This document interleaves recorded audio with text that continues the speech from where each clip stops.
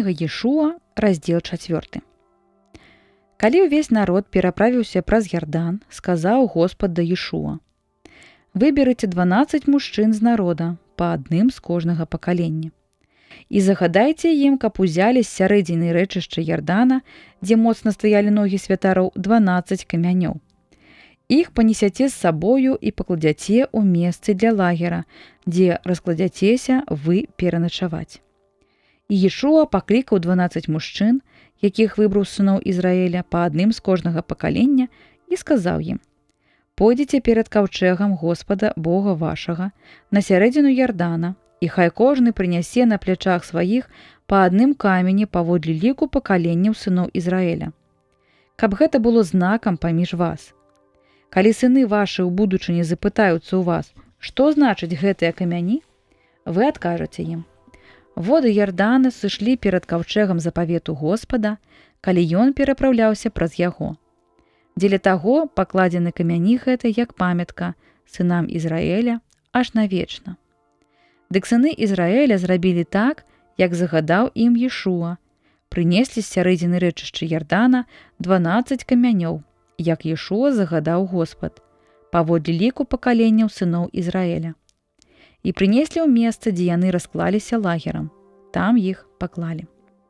Таксама іншых 12 камянёў паклаў Ешуа на сярэдзіне рэчышча Ярдана, дзе стаялі святары, якія неслі каўчэг запавету, і яны там знаходзяцца па сённяшні дзень.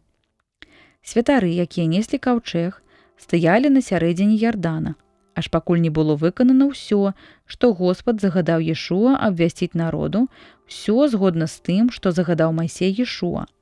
І народ паспешна перапраўляўся. Калі ўсе пераправіліся, тады перайшоў і каўчэг Господа, і святары сталі наперадзе народа.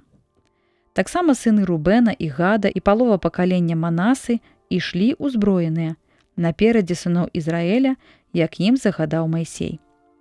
Каля 40 000 узброеных ваяроў прайшло перад абліччам Господа на раўніны ерыхонскія, каб ваяваць.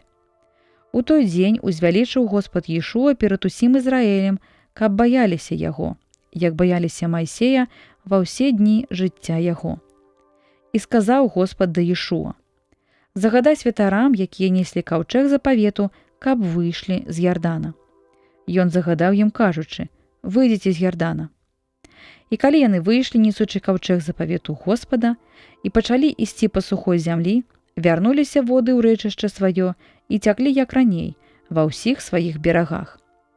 А ў 10-й дзень першага месяца народ выйшаў ад Ярдана і стаў лагерам у Галгале на ўсход ад Ерыхона. Таксама 12 камянёў, якія былі ўзяты з рэчышча Ярдана, Ешуа паставіў у Галгале.